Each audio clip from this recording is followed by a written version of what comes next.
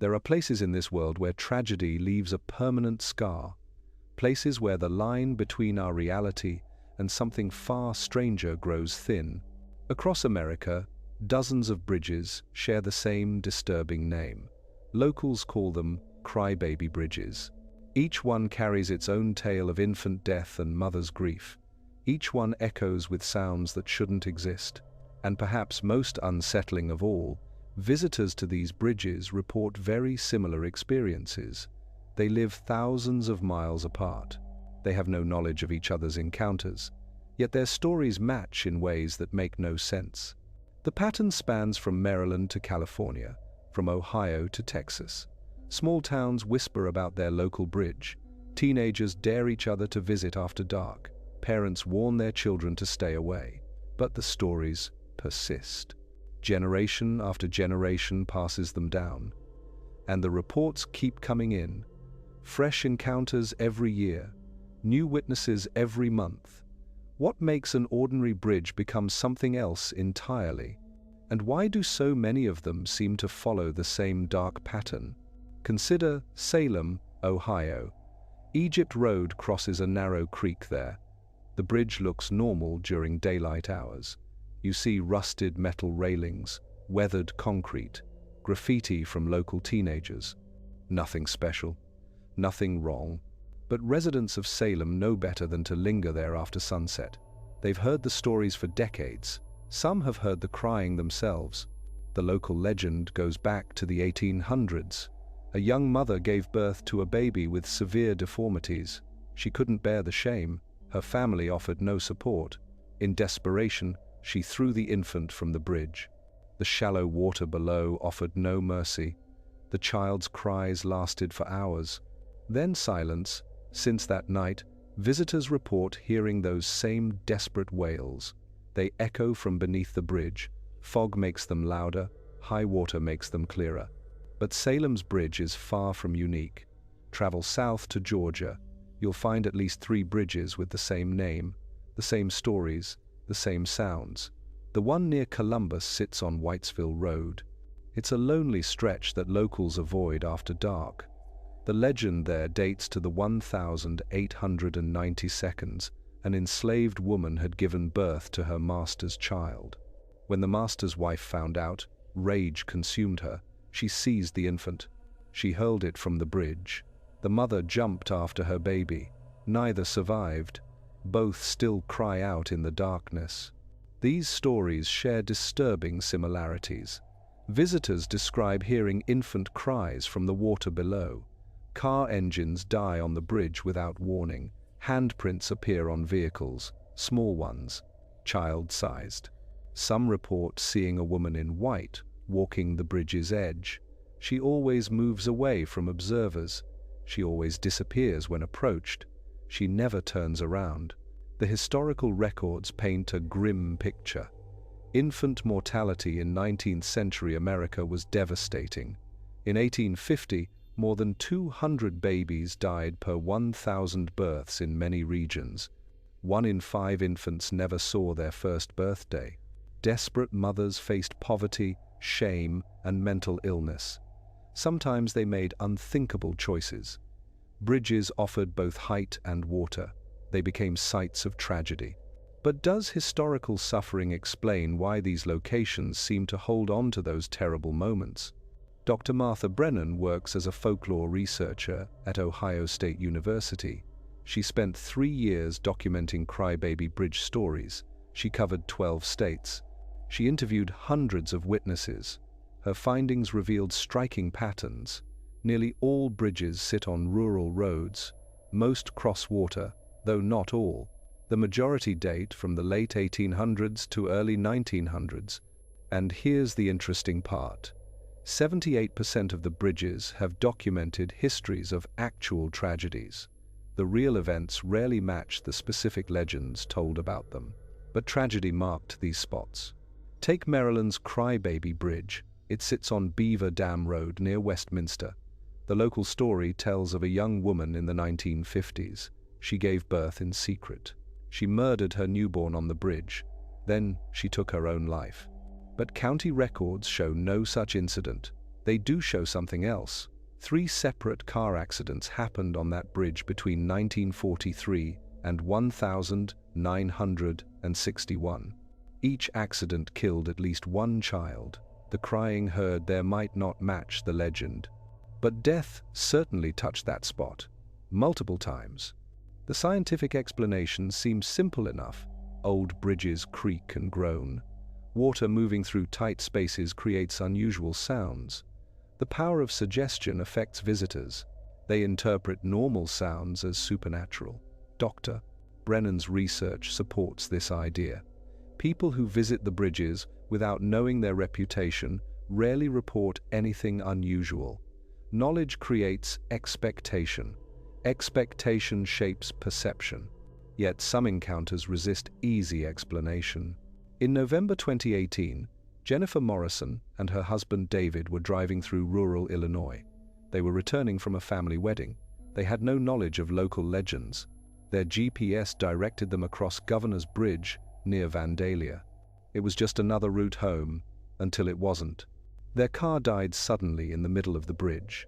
No sputtering, no warning lights, just immediate silence. David turned the key. Nothing. He tried again. Still nothing. That's when Jennifer heard it. A baby crying somewhere very close, almost inside the car. She checked the back seat without thinking. They had no children with them. The crying grew louder, more desperate, more real. Then she noticed her breath. She could see it, puffs of white vapor in the air. The temperature outside was nearly 60 degrees. This made no sense. David kept trying to start the car. Jennifer watched her breath cloud in front of her face. The crying continued. It seemed to come from everywhere and nowhere. David managed to start the car after several attempts. They drove away quickly. Jennifer looked back through the rear window. A figure stood on the bridge where their car had stalled. She saw a woman in a pale dress. The woman held something small against her chest. She rocked back and forth, back and forth. David saw nothing in his mirrors. They mentioned the strange experience to Jennifer's aunt the next day. The aunt lived nearby. Her face went pale when they described what happened. She explained about Governor's Bridge. She told them the legend. In 1889, a woman named Sarah Messenger supposedly drowned her twin babies in the creek below. They were born out of wedlock. The shame was too much. Jennifer researched the story when she got home. Historical records confirmed some details. A Sarah Messenger did live in Vandalia in 1889. She died that same year at age 22. The cause of death was listed as drowning. No mention of children, no mention of murder, but the coincidence felt too strong to ignore. The Morrisons' experience echoes hundreds of similar accounts. People with no prior knowledge report specific phenomena: crying babies, temperature drops, mystery figures, vehicle problems. Skeptics argue that these bridges attract suggestion and mistakes. Believers see patterns too consistent to dismiss, too specific to be coincidence. Some bridges have attracted serious investigation. The Crybaby Bridge near Doylestown, Ohio, drew researchers.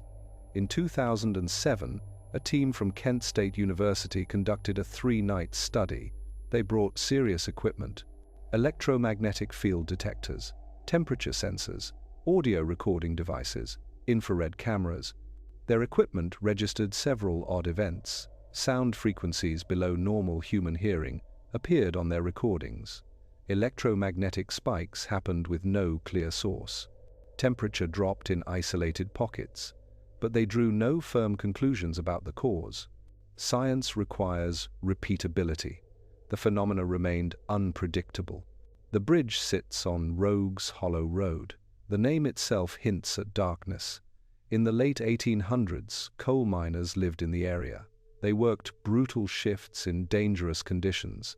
The hollow earned its reputation as a lawless place. Disputes were settled with fists and knives. The Crybaby Bridge legend there involves multiple infant deaths, supposedly the unwanted children of prostitutes who served the mining camps. Local historian Robert Peasley spent years researching Rogues Hollow. He found documentation of numerous deaths in the area. Many involved children, but nothing specifically matched the bridge legends. What he did discover were records of 12 infant deaths in the township between 1870 and 1900s. Most died from disease, some from accidents. The suffering was real. The specific stories might not be. This raises uncomfortable questions. Do certain locations somehow absorb human pain? Do they hold on to it? Or do we unconsciously choose these places to carry our memories of loss? Consider the Screaming Bridge in Arlington, Texas. Built in 1904, it crosses part of the Trinity River. The legend speaks of a black family in the 1920s. White men forced their car off the bridge. The family drowned. An infant's cries still echo there. Historical research found no record of this specific incident, but lynchings and racial violence were documented in the area during that period. The bridge may not mark a single tragedy. It might represent a pattern of violence the community struggles to acknowledge. These stories persist across generations. They must serve some deeper purpose. Dr. Brennan's research identified common themes. The victims are almost always society's most vulnerable: infants, unwed mothers, racial minorities, the poor. The bridges themselves are crossing points. They represent transition, danger, the possibility of falling.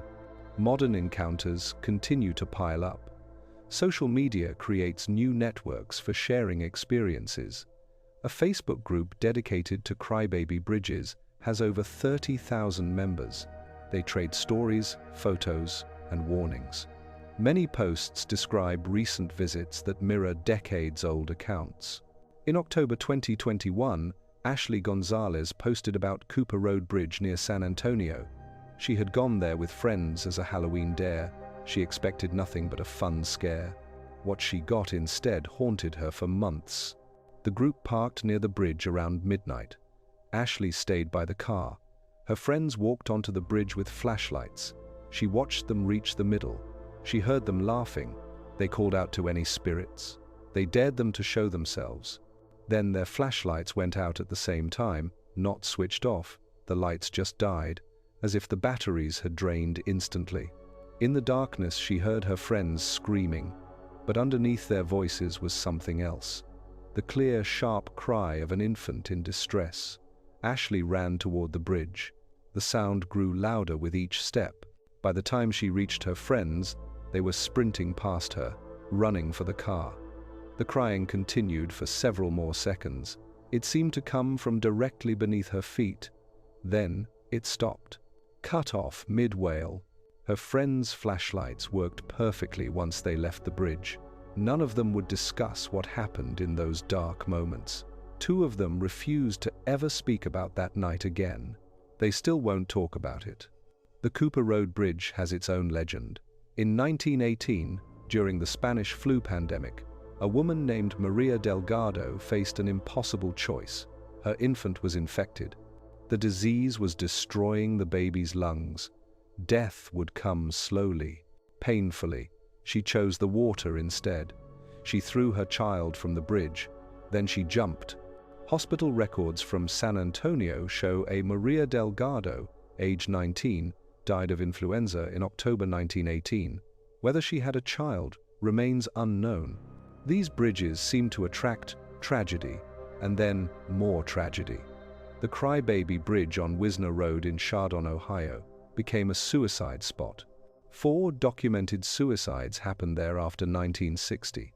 Each involved a woman under 30. The pattern disturbed local authorities. They installed higher barriers. They posted mental health resources at both ends. The suicides stopped, but the crying sounds continue.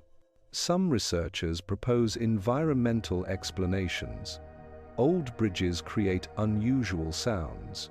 Iron and steel can vibrate at specific frequencies. Water flow, wind patterns, and temperature changes might combine. They could produce sounds like human voices. Dr. Alan Crawford works as an acoustic engineer at MIT. He studied 3 crybaby bridges in 2015. Each could generate sounds in the frequency range of infant cries, but only under very specific conditions that rarely occurred. This doesn't explain the visual phenomena, the temperature changes, the electromagnetic anomalies. It doesn't address why so many bridges share similar legends. They're disconnected by culture and geography, yet the stories match. The indigenous peoples of North America had their own understanding. Many tribes recognized special locations, places where the spirit world touched the physical one. These spots demanded respect, sometimes fear. European colonization brought new tragedies to ancient lands. But perhaps some locations were always different, always able to hold on to suffering. Modern investigators notice another pattern. Activity at these bridges follows cycles. Full moons bring more reports. Anniversaries of local tragedies see increases. Community stress correlates with sightings. After Hurricane Harvey devastated Texas in 2017, reports tripled at the state's 3 known crybaby bridges. The increase lasted several months. This suggests a connection. Collective emotional states might affect these locations, or trauma makes us more aware, more able to perceive things we normally filter out. The story of Tess Whitman shows how these encounters can change lives. In 1994, Tess was a sophomore at Michigan State University. She and her roommate decided to visit the local Crybaby Bridge. It sat on Munger Road. Other students had told them stories. Tess expected a fun adventure, a story to tell at parties, something to laugh about later. What happened instead changed everything. As they approached the bridge, the radio started acting strange. Not static exactly. Voices, multiple voices speaking at once. Different languages maybe, or different time periods overlapping. Then came the crying, not from outside the car, through the car speakers. Her roommate tried to reverse. The car wouldn't respond. They rolled slowly onto the bridge, like invisible hands were pulling them forward. In the middle, the engine died. The crying through the speakers grew louder. A woman's voice joined it, speaking words Tess couldn't understand, but she felt them. Each word hit her chest like a physical blow. She described a sensation of overwhelming grief. Not her own grief, someone else's, flooding through her from outside, drowning her from within. The experience lasted maybe 3 minutes. Then suddenly, everything stopped. The car started immediately. They drove away in silence. But Tess couldn't shake what she had felt. The grief stayed with her for weeks. She couldn't eat properly. She couldn't focus on classes. She began researching the bridge. She learned about a German immigrant woman. In 1887, this woman had drowned her 3 children there. Her husband had abandoned the family. She had no money, no family, no hope. Tess changed her major to social work. She went on to establish 3 safe haven sites in Michigan, places where mothers in crisis could surrender newborns safely, anonymously. She credits that night on the bridge with showing her a purpose. She's never returned to Munger Road. She never will. Not all encounters are so transformative. Many visitors to Crybaby Bridges experience nothing. Others notice minor oddities, things easily explained away. But the sheer volume of accounts creates weight. Thousands of people across America report similar experiences. Either they're all lying, or something genuinely unusual happens at these locations. The bridges themselves are disappearing. Many have been demolished for safety reasons, others replaced with modern structures. The Crybaby Bridge in DeKalb, Illinois, was torn down in 2010. Local residents made an odd claim afterward. They said crying sounds continued from the empty space. From where the bridge once stood, this might be collective expectation, the power of suggestion, or maybe not.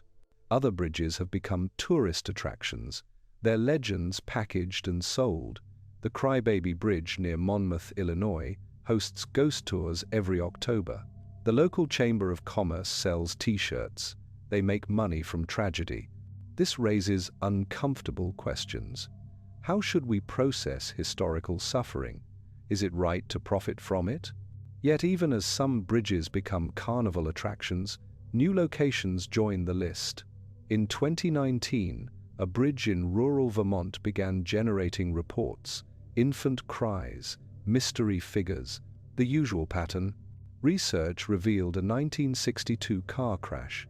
A family of 5 had gone through the bridge's railing during a winter storm. The youngest victim was 8 months old. For 57 years, nothing unusual happened there. Then something changed. Or perhaps something was always there, waiting. The scientific community remains largely dismissive. Most scientists reject paranormal explanations, but a small number of researchers continue to investigate. They use better equipment each year, better methodology. Dr. Sarah Robertson, a neuroscientist at Stanford, has a theory. Certain locations might affect human brain chemistry. They might trigger hallucinations, consistent hallucinations with similar themes. Electromagnetic fields could be involved. Infrasound, too. These environmental factors might combine. They could create altered states of consciousness, states that can be reproduced. But this theory has problems. Why do the hallucinations consistently involve infant cries? Why maternal figures? And what about physical evidence? Handprints on cars, mechanical failures, photographic anomalies. In 2020, urban explorers live-streamed a visit to the Crybaby Bridge near Sydney, Ohio. 40,000 viewers watched online. The explorers stood on the bridge. They narrated the local legend. Then viewers started commenting frantically. A figure had appeared in the background. The explorers couldn't see it with their eyes. Only the camera picked it up. The figure was a woman in old-fashioned dress. She held what looked like a bundle. She stood at the bridge's far end. She remained visible for nearly 30 seconds. Viewers recorded their screens. Then she simply wasn't there anymore. Analysis found no evidence of manipulation. The explorers swore they saw nothing with their naked eyes. Skeptics called it a hoax. But the explorers gained nothing from the experience, only unwanted attention, accusations of fraud. This incident highlights another aspect of the phenomenon. Technology plays a new role. Digital recordings pick up sounds we can't hear. Cameras capture images our eyes miss, or our brains filter out. Or perhaps technology creates false positivas. It interprets electronic noise as meaningful patterns. The truth is uncomfortable. We don't fully understand consciousness. We don't understand memory. We don't understand time itself. Not really. We don't know if locations can retain imprints of emotional events. We don't know if the dead can influence the living. We don't know if parallel realities sometimes bleed through. What we do know is this: thousands of Americans have experienced something at these bridges, something that affected them deeply, deeply enough to share their stories despite ridicule, despite skepticism. The Crybaby Bridges of America remain active mystery sites. Every weekend, someone drives out to their local bridge, windows down, listening for cries that shouldn't exist. Most hear nothing but wind and water, but some hear more. Some see figures that shouldn't be there. Some feel grief that isn't their own.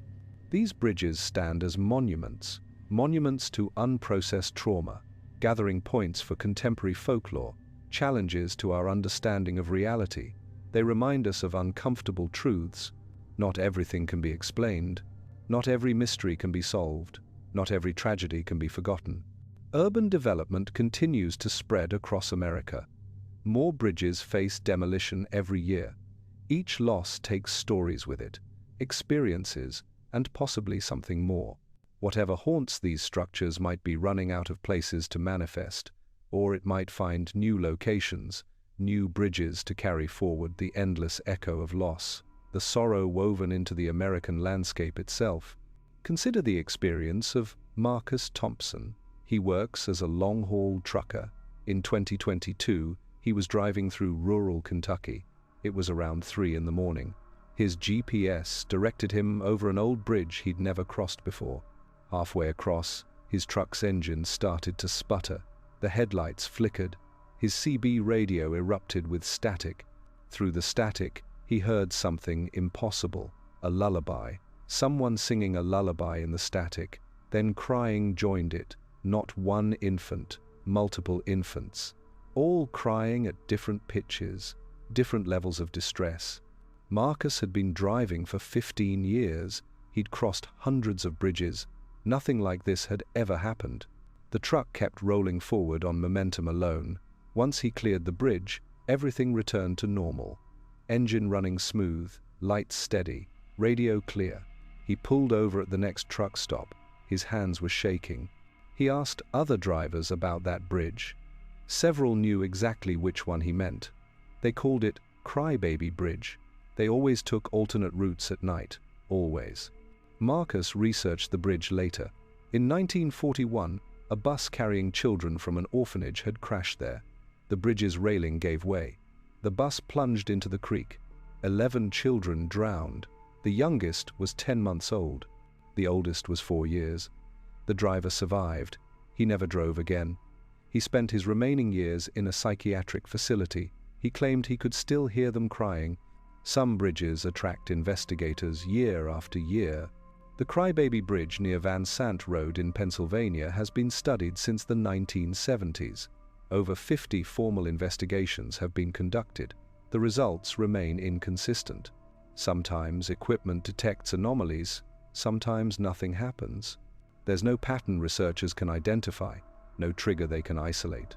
In 2019, a team from Temple University tried something different.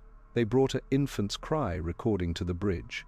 They played it at various volumes and frequencies. They wanted to see if the bridge's acoustics created unusual effects. The experiment produced unexpected results. The recorded cries seemed to multiply. Echoes came from impossible directions, from below the bridge where no surface existed to create echoes.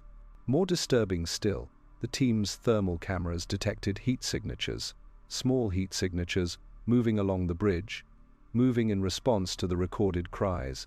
As if something invisible was investigating the sound, the team packed up quickly. They never published their findings. The lead researcher transferred to a different university. He refuses to discuss the experiment. The indigenous history of these locations deserves attention. Many Crybaby Bridges sit on or near ancient Native American sites. The Lenape people had a word for such places. They called them holes in the world, places where normal rules didn't apply. Early European settlers often built bridges at these locations. They didn't understand the significance, or maybe they did and didn't care. A Cherokee elder named Joseph Stonecrow shared his perspective in 2018. He said some places are thin. The boundary between worlds is weaker there. Strong emotions can leave impressions. These impressions replay under certain conditions, like grooves worn in reality itself. He said his ancestors knew which places to avoid, which places to approach with caution. Modern people have forgotten this wisdom. The role of water seems significant. Almost all Crybaby Bridges cross water. Moving water has appeared in supernatural beliefs worldwide. Many cultures believe water can trap spirits or serve as a conduit between worlds. Modern science tells us water can conduct electromagnetic energy. It can create and amplify certain frequencies. Perhaps there's a connection we don't yet understand. Some witnesses report additional phenomena beyond crying. They describe smelling flowers that aren't there. Roses especially. Others smell decay, wet earth, blood. These phantom scents appear and disappear without warning. They're often accompanied by sudden emotional shifts, sadness, fear, sometimes rage. Rachel Summers experienced this in 2020. She was investigating the Crybaby Bridge near Rogues Hollow in Ohio. She brought professional equipment, EMF detectors, full-spectrum cameras, digital voice recorders. She'd investigated dozens of allegedly haunted locations. She considered herself a skeptic who wanted to believe. The bridge changed her mind. not through dramatic manifestations, through subtle, persistent activity. Her equipment detected consistent electromagnetic fluctuations. The pattern resembled a heartbeat. Slow at first, then faster, then slowing again. The pattern repeated for over an hour. Meanwhile, her voice recorder captured what sounded like breathing, not whined through the bridge structure. Breathing, with a rhythm that matched the electromagnetic pattern. Then came the smell. Roses so strong, it made her eyes water. But no roses grew anywhere near the bridge. She searched. The smell lasted exactly 3 minutes. When it faded, she heard the crying. Not through her equipment, with her own ears. Clear as her own heartbeat. An infant's desperate wail, coming from directly beneath where she stood. Rachel left immediately. She's never returned to any Crybaby Bridge. She still investigates other locations, but not bridges. Never bridges. She says some mysteries aren't meant to be solved. Some places aren't meant to be disturbed. The psychological impact on witnesses varies greatly. Some shrug off their experiences. Others carry them for life. A support group exists online for people affected by Crybaby Bridge encounters. It has over 500 members. They share coping strategies. They validate each other's experiences. Many report recurring nightmares, dreams of falling, dreams of drowning, dreams of searching for something they can never find. Dr. Patricia Wells studies trauma at Johns Hopkins. She's interviewed dozens of Crybaby Bridge witnesses. She notes consistent patterns in their accounts. Many report feeling watched for weeks afterward. Some develop anxiety around bridges in general. A few claim to occasionally hear infant cries in everyday situations, when no babies are present. Dr. Wells doesn't dismiss these as simple anxiety responses. She points out that trauma can alter perception permanently. If these witnesses experienced genuine phenomena, their brains might remain hypervigilant, always listening for sounds that shouldn't be there, always watching for figures that don't belong. The economic impact of these bridges is real. Some towns embrace their Crybaby Bridge. They use it to attract tourists. Other towns wish the stories would disappear. Property values near these bridges often suffer. Who wants to live next to a allegedly haunted location? In 2021, the Town Council of Pine Creek, Missouri, voted to demolish their Crybaby Bridge. Not for safety reasons, for community wellness. They claimed the bridge attracted unwanted attention, vandalism, trespassing, but leaked emails revealed the real reason. 3 council members had experienced phenomena at the bridge. They wanted it gone. The demolition proceeded as planned, but workers reported problems. Equipment failed repeatedly. A bulldozer operator quit after claiming he heard screaming from the bridge structure, not infant cries, adult screaming. The demolition was completed eventually, but it took 3 times longer than estimated, cost twice the budget. Now, 2 years later, Pine Creek residents report something disturbing. On quiet nights, they still hear crying, from where the bridge used to stand, from empty air over running water. The physical bridge is gone, but something remains. This phenomenon of persistence appears elsewhere. When the Crybaby Bridge near Doylestown, Pennsylvania, was renovated in 2015, workers saved the old support beams. They were stored in a warehouse. The warehouse owner began reporting strange incidents, crying sounds at night, cold spots, equipment malfunctions. He had the beams removed and destroyed. The incident stopped. What does this suggest? That physical materials can somehow store emotional energy? That traumatic events leave traces we don't understand? Scientists would say no, but the witnesses know what they experienced. The seasonal patterns deserve attention too. Most Crybaby Bridge encounters happen between September and November. Some researchers attribute this to Halloween enthusiasm. People expect scary experiences in October. But the pattern holds even for witnesses who don't know about the bridges, who stumble upon them accidentally. Temperature might play a role. Many encounters happen when the air temperature is between 45 and 60 degrees Fahrenheit. This temperature range creates specific atmospheric conditions. Fog forms easily. Sound travels differently. Perhaps these conditions activate whatever energies the bridges harbor. The moon phases show correlation too. New moons and full moons see more reports, not just at one bridge, at all of them, across the country. This suggests something beyond coincidence, something beyond suggestion. Either witnesses unconsciously time their visits, or lunar cycles affect the phenomena itself. Modern technology has revealed new aspects of the mystery. Drone footage of several bridges shows unusual heat patterns, cold spots that move along the bridge structure, following consistent paths, like patrol routes. Infrared cameras detect these patterns even when no witnesses are present. The cold spots appear regardless of weather conditions. They maintain their routes. Audio analysis reveals more strangeness. The crying sounds recorded at different bridges share acoustic properties. Specific frequencies appear repeatedly, frequencies that don't match typical infant cries. They're close but not quite right, like something mimicking human sounds without fully understanding them.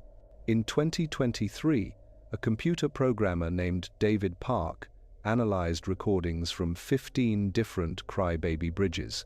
He found hidden patterns in the audio. When played at certain speeds, the cries seemed to contain words, or almost words, syllables that bordered on language but never quite formed it. David deleted his analysis after 3 months. He said the patterns were starting to make sense to him, and that terrified him. The military has shown quiet interest in some bridges. In 2016, the Crybaby Bridge near Wright-Patterson Air Force Base was temporarily closed. Officials cited structural inspection, but witnesses reported seeing unusual equipment, devices they didn't recognize, personnel in unmarked uniforms. The bridge reopened after 2 weeks. No inspection report was ever released. Similar incidents occurred near Fort Campbell, Kentucky, and Fort Leonard Wood, Missouri. Both areas have Crybaby Bridges. Both saw unexplained military interest. Both were studied and then abandoned without explanation. Freedom of Information Act requests yielded nothing useful, just pages of redacted text. Some theorists suggest the military investigates these sites for practical reasons. If locations can affect human consciousness, that has defense implications. If electromagnetic anomalies occur naturally, they could interfere with equipment. But the military's silence feeds speculation rather than answering questions. The international perspective adds context. America isn't unique in having such locations. Britain has its own crying bridges. Japan has several. Australia reports similar sites. The phenomena appear worldwide. Different cultures, different histories, same mysterious crying, same ghostly figures, same electromagnetic anomalies. Dr. James Harrison studies comparative folklore at Oxford. He's documented crying bridge stories from 23 countries. The similarities disturb him. He says either humanity shares a collective unconscious that generates identical myths, or these phenomena represent something real, something that transcends cultural boundaries. The newest development in Crybaby Bridge research involves quantum physics. Dr. Lisa Martinez at Caltech proposes that these locations might be quantum scars, places where traumatic events created permanent distortions in space-time. She says strong emotional events might leave quantum imprints. These imprints could replay under specific conditions. Her theory remains highly controversial. Most physicists reject it, but Dr. Martinez points to the consistency of witness accounts, the measurable electromagnetic anomalies, the temperature variations. She says something physical is happening, something current science can't fully explain. The human cost of these mysteries continues to mount. Every year, people are injured investigating Crybaby Bridges. They fall in the dark. They crash their cars fleeing in panic. Some suffer psychological trauma that requires treatment. A few disappear entirely. They're abandoned vehicles found on or near bridges. No trace of the drivers. In 2022, college student Emma Rodriguez vanished near the Crybaby Bridge in Clinton, New Jersey. Her car was found running on the bridge. Driver door open, keys in the ignition. Her phone showed she'd been recording video. The video showed only darkness, but the audio captured crying. Then Emma's voice saying, "I see her," then nothing. Emma has never been found. These disappearances remain rare, but they add another layer of darkness to the bridge's reputation. They remind us that some mysteries carry real danger, that curiosity can have consequences, that some thresholds shouldn't be crossed. Yet people keep visiting these bridges, keep searching for answers, keep recording their experiences. The advent of smartphones means more evidence accumulates yearly. Videos, audio recordings, photographs. Most show nothing conclusive, but some capture things that can't be easily explained. A compilation video from 2023 shows 12 different Crybaby Bridges, all filmed by different people. In each video, a similar shadow appears. It moves along the bridge in the same manner. The same size, the same speed. The videos were filmed months apart. The witnesses didn't know each other, yet they captured something identical. The bridges continue to deteriorate. Many won't last another decade. Climate change brings stronger storms. Flooding damages old structures. Budget constraints delay repairs. Soon, many Crybaby Bridges will exist only in memory. And perhaps that's when we'll learn if the phenomena are tied to the physical structures or to something else entirely.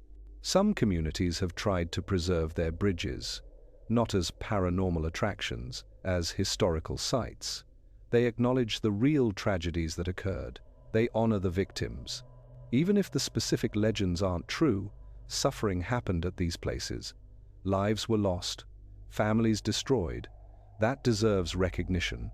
The Crybaby Bridge Preservation Society formed in 2021.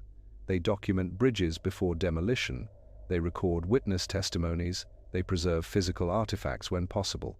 They've created an archive of American tragedy and mystery, a record of places where reality seems negotiable. Their work reveals patterns beyond the crying. Many bridges share architectural features, similar construction methods, similar materials. Some were built by the same companies, using the same plans. Is it possible that certain designs or materials facilitate phenomena?